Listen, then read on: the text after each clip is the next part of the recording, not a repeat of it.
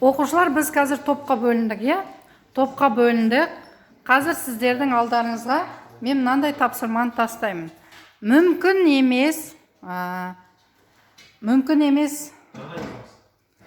бір оқиғаларды ойластырып отырыңдар, Ол үшін бір-біріне ұқсамайтын екі зат. Бір-біріне ұқсамайтын екі зат. Бір зат айтыңызшы. Бір зат. Су, Енді оған жақын емес бір затты айтыңыз. Су мен от. Жақсы. Сіздерде?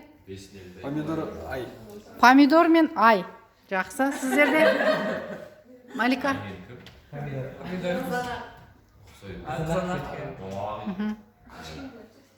Көзілдірік пен?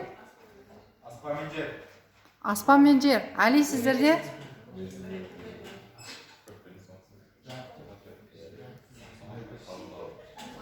Қандай тілек?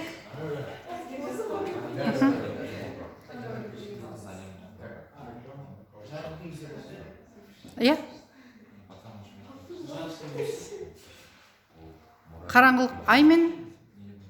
Аймен күн, болмаса күн мен түн, Солай ма? Күн мен түн дедік, помидор мен ай дедік, өте жақсы болды. Ал енді ондай болса, осы бойынша әңгіме құраймыз. Әңгіме құраған уақытта, мына уақыт бірлігі, орын бірлігі, оқиға бірлігі сақталсын. Яғни, әңгіме бір мезгілде, бір периодта болатын болсын, Баяғыда ерте заманда болса, сол уақиға, сол уақытта болсын.